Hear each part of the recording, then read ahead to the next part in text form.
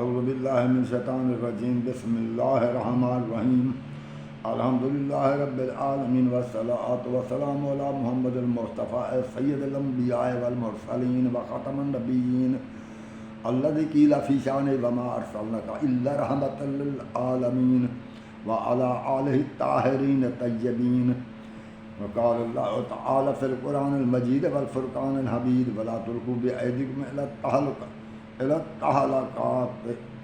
التہلکات واحسنوا ان اللہ یحب المحسنین صدق اللہ العلی العظیم صدق رسولہ النبی الکریم ونحن علی ذلک شاہدین والحمد للہ رب العالمین اللہم صل علی محمد وآل محمد.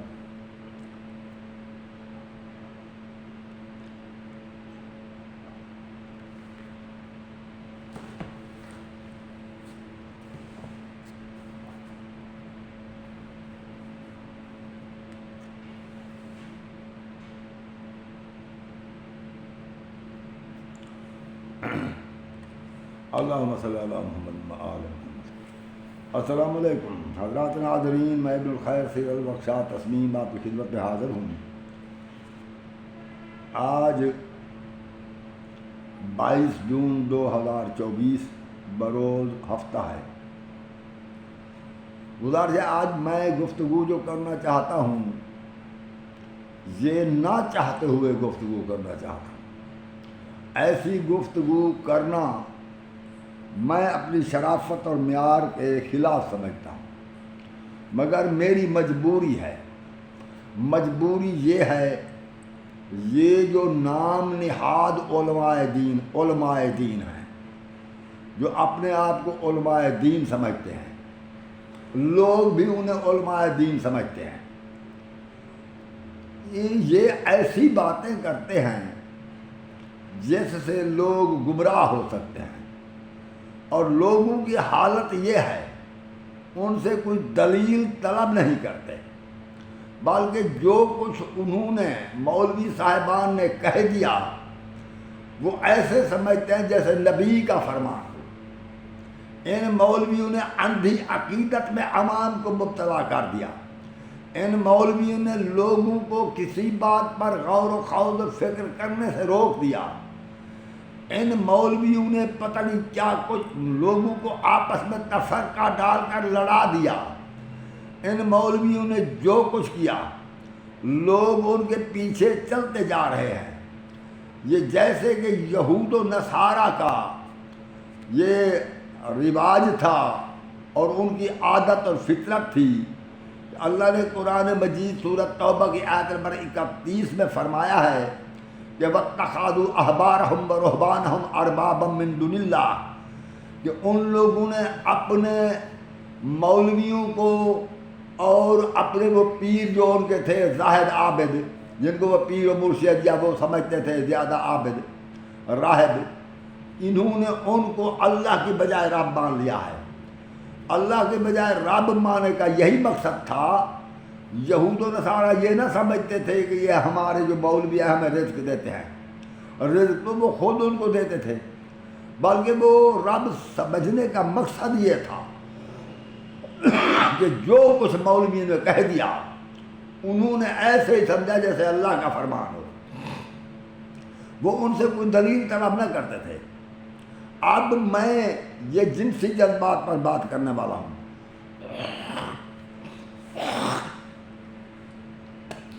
جنسیات پر بات کرنا مجھے مناسب نہیں ہے. میں سفید ریش ہوں اور اس وقت میرا وہ وقت نہیں ہے کہ میں ایسی باتوں کو پسند کروں. مگر مصیبت یہ ہے، میں پریشان ہوں کہ انہیں مولویوں نے گناہ کے رستے کھول دیے اور سمجھتے یہ ہے کہ ہم اصلاح کر رہے ہیں، حالانکہ وہ فساد برپا کرتے ہیں. ان میں سے ایک بہت بڑے عالم، پتہ نہیں ان کو کیا سمجھا جائے، یہ کسی زبان کو یاد کرنے کو علم نہیں کہتے.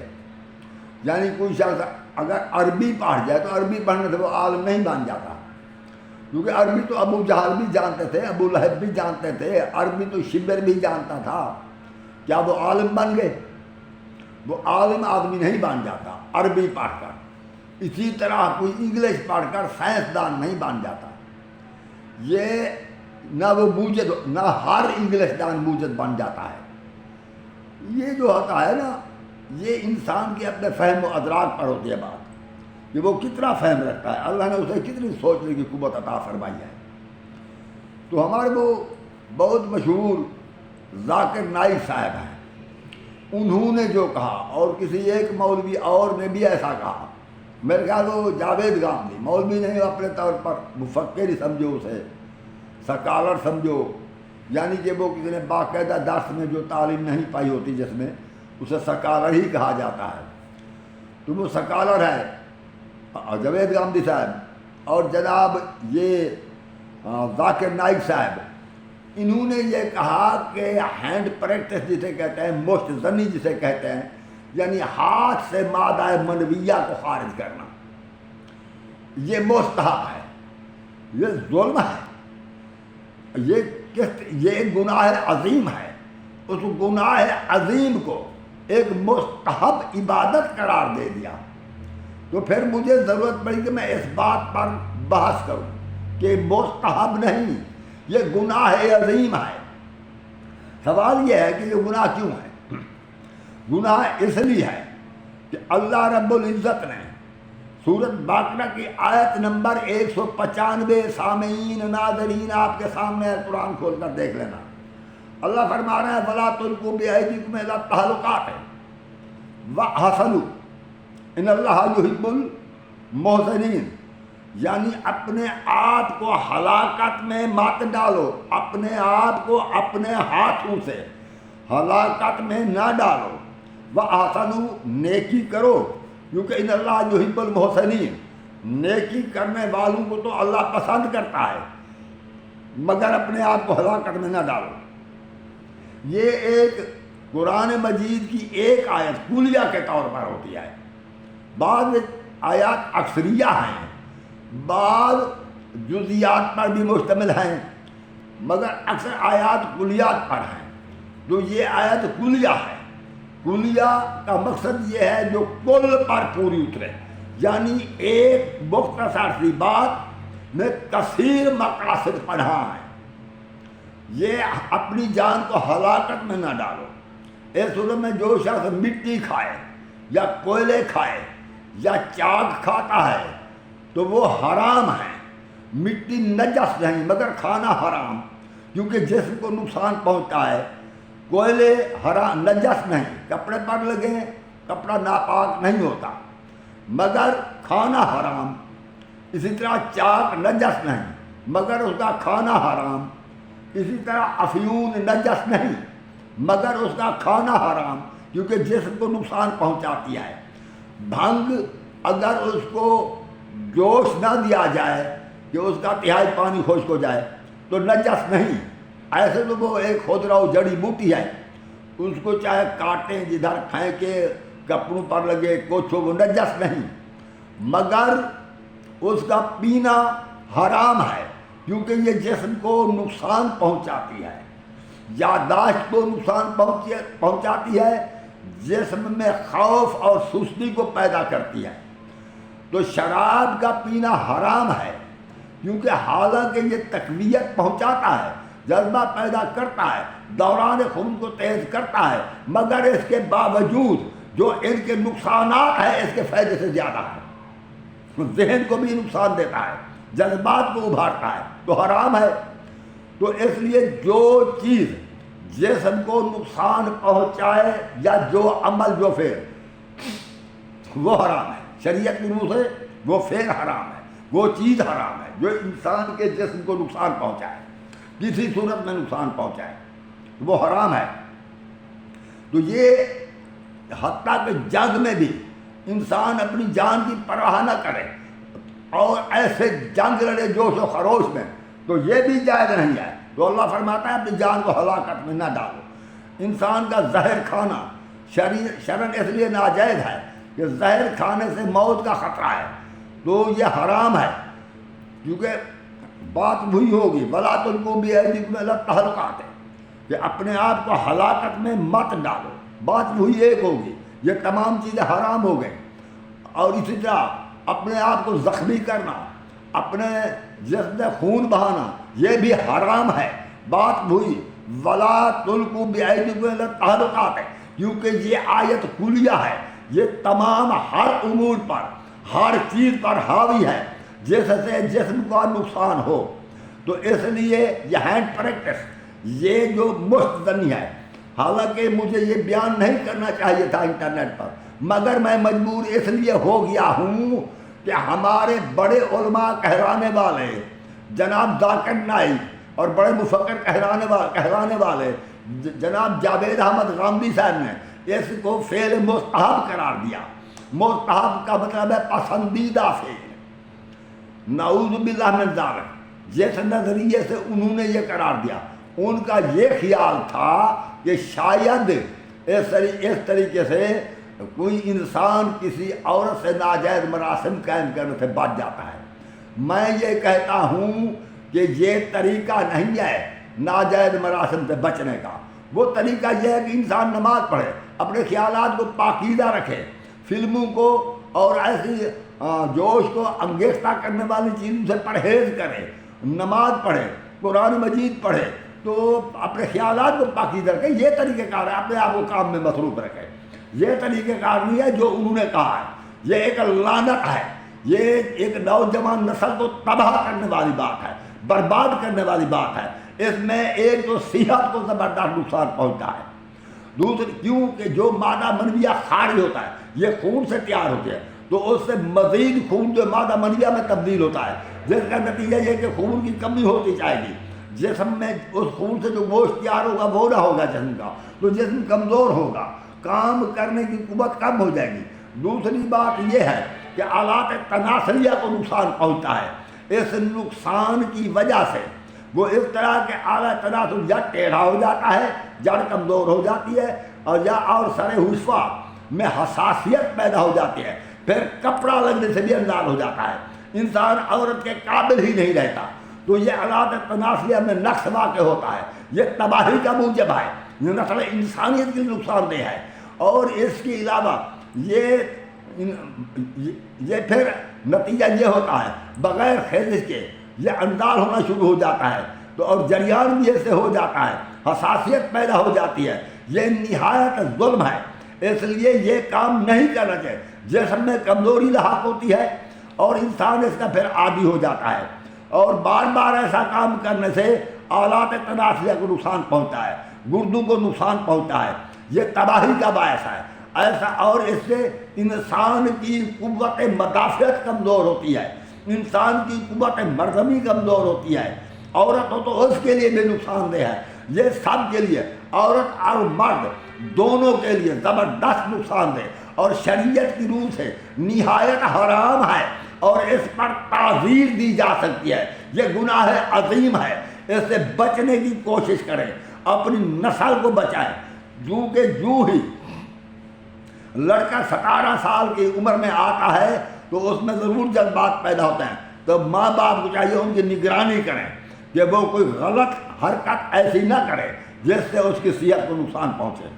اس کا خیال کیا جائے، اور اس کا اس طرح بھی کہ وہ انٹرنیٹ پر غلط تصویریں، غلط فلمیں ایسی نہ دیکھے، غلط اشعار نہ پڑھے.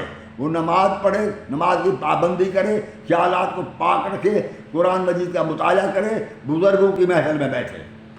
تو کوشش کی جائے اس کی تربیت کی، مگر تربیت کو نرم اخلاقی سے، محبت سے بیٹے کو نصیحت کرنی چاہیے. سختی یکدم نہیں کرنا چاہیے، ورنہ جذبہ بغاوت پیدا ہو سکتا ہے. تو میں یہ عرض کر رہا ہوں یہ بالکل ناجائز ہے.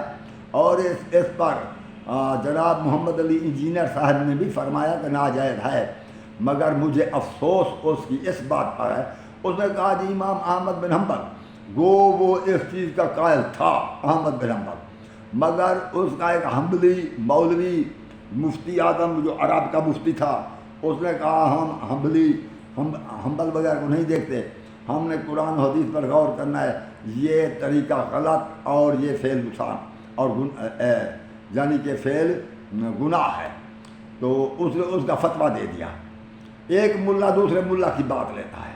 میں نے ملا کی بات نہیں لی، میں نے آپ کے سامنے سورۃ بقرہ کی آیت نمبر 195 پڑھی ہے جس میں اللہ نے فرمایا ہے وَلَا تُلْقُوا بِأَيْدِيكُمْ إِلَى التَّهْلُكَةِ وَأَحْسِنُوا إِنَّ اللَّهَ يُحِبُّ الْمُحْسِنِينَ۔ اپنے آپ کو ہلاکت میں مت ڈالو، جو چیز تمہارے جسم کو نقصان پہنچائے۔ دیکھیں جب تم اپنے آپ کو نقصان پہنچاؤ گے اس پر حد نہیں، تعزیر ہے۔ شراب پینے والے پر حد نہیں، تعزیر۔ ہم حد اس کو کہتے ہیں جو قرآن مجید میں آ جائے، مولوی حضرات اس کو بھی حد کہتے ہیں جو رسول کریم نے فرما دیا ہو۔ بہرحال شراب پینے کی سزا قرآن مجید میں نہیں ہے، تو رسول کریم نے جو اس کی سزا مقرر کی وہ 40 کوڑے تھی۔ میں 80 کا ذمہ دار ہوں، یہ بعد میں لوگوں نے مقرر کیا ہے، جو رسول کے مقرر وہ 40 کوڑے تھی۔ بہرحال 40 کوڑے سزا تو ہے نا شراب پی لی، وہ اپنے آپ کو نقصان پہنچانے کی سزا ہے۔ تو اسی طرح اس کی بھی 10 کوڑے ہو 20 کوڑے وہ قاضی مقرر کرے گا، سزا ہوگی جو اپنے آپ کو نقصان پہنچائے۔ اور جو کسی ناجائز چیز کے کھانے کا عادی ہونے لگے تو اس کو چاہیے کہ اس چیز کو اس سے دور رکھا جائے اور اس کو اس چیز کے نزدیک نہ جانے دیا جائے، اور اس کا کوئی علاج کیا جائے کہ معدے میں خرابی پیدا ہوتی ہے تاکہ وہ چیز نہ کھائے۔ تو اس طرح سے یعنی جیسے کہ وٹامن یا کیلشیم پی کے پینے سے مٹی کے کھانے کی عادت ختم ہو جاتی ہے، مچھلی کے کھانے سے بھی مٹی کے کھانے کی عادت ختم ہو جاتی ہے۔ تو مہربانی کریں کوئی ایسی چیز نہ کھائیں جو تمہارے جسم کو نقصان پہنچائے، کوئی ایسا کام نہ کریں جو تمہارے جسم کو نقصان پہنچائے۔ تو میں اس لیے آج صرف سیکس پر اتنی بات ہی کر چکا ہوں کہ یہ مستظن، یہ ہینڈ پریکٹس نہایت ہی غلط فعل ہے، اور اللہ کی بارگاہ میں اس کا عذاب نازل ہوگا۔ اور پہلا عذاب اسی دنیا میں ملتا ہے کہ بیماریوں کا آنا اور قوت برداری کا ختم ہو جانا اور جسم کا کمزور ہو جانا، پہلا عذاب اسی دنیا میں ملتا ہے۔ تو اس سے اجتناب کریں۔ عورت شادی شدہ مرد جو عورت کے پاس جاتا ہے اس کی ایک اور بات ہے، اس میں زبردست نقصان پہنچتا ہے، اس لیے ہر بد فعلی سے دور رہ کر اپنے دل و دماغ کو پاک رکھیں، پاک خیالات سوچیں، عبادت کریں، قرآن مجید تلاوت کریں، نماز پڑھیں، برے خیالات کو چھوڑیں، ایسے افعال سے بھی بچیں جس سے برے خیالات پیدا ہوں، ایسے افعال سے بھی بچیں۔ اور انشاءاللہ تعالیٰ یہ بہرحال سخت گناہ ہے اور جسم کے لیے سخت نقصان دہ ہے، مستحب نہیں ہے، یہ بہت برا فعل ہے، یہ سیئات میں سے ہے۔ کس نے کہا کہ مستحبات میں سے؟ ان کا ذہنی توازن خراب ہے جو کہتے ہیں مستحبات میں سے ہے۔ تو میں اس کی سخت تردید کرتا ہوں۔ تو اس وقت میں اپنے کرم فرماؤں سے اجازت لینا چاہتا ہوں۔ اگر میری کوئی بات جتنے میں پوسٹر کر رہا ہوں، جتنے میں خطبات بیان کر رہا ہوں، اگر میری کوئی بات میرے کرم فرما کو اچھی نہ لگے، اس کو کوئی یعنی تردید کرنا چاہے تو کوئی نہیں، میں تو نمبر تقریباً لکھتا بھی ہوں اور اپنے تقریر خطبے میں کہہ بھی دیتا ہوں، نمبر بتا بھی دیتا ہوں۔ تو میرے نمبر پر اپنا اعتراض لکھ کر یا منہ سے بول کر سینڈ کر دینا، یہ میں آپ کے شکر گزار ہوں گا، تاکہ اگر مجھ سے کوئی غلطی ہو تو میری اصلاح ہو جائے۔ اس وقت میں آپ سے اجازت چاہتا ہوں۔ میرا ٹیلی فون نمبر ہے، یہ واٹس ایپ نمبر 0346 66 360 0346 66 360۔ اور میرا ایک عام نمبر ہے جو عام ٹیلی فون میں ہے، وہ ہے 0315 60 96 711۔ اور مجھے اگر کوئی فون کرنا چاہے وہ مجھ سے واٹس ایپ پر بات کرنا چاہے تب بھی پہلے سادہ فون پر بات کرے، کیونکہ میرا واٹس ایپ نمبر ہمیشہ بند رہتا ہے۔ جب وہ سادہ فون پر بات کریں گے تو میں یہ واٹس ایپ نمبر کھول کر انشاءاللہ العزیز اپنے مہربان سے بات کروں گا۔ اس وقت میرے عزیز، میرے مہربان، اللہ آپ کو ہمیشہ خوش رکھے، اللہ آپ کو ہمیشہ سلامت رکھے، اللہ کی آپ پر رحمت و برکت و سلامتی نازل ہو، اور اللہ آپ کو نیکی کی توفیق عطا فرمائے، برائی سے بچائے۔ والسلام علیکم ورحمۃ اللہ وبرکاتہ۔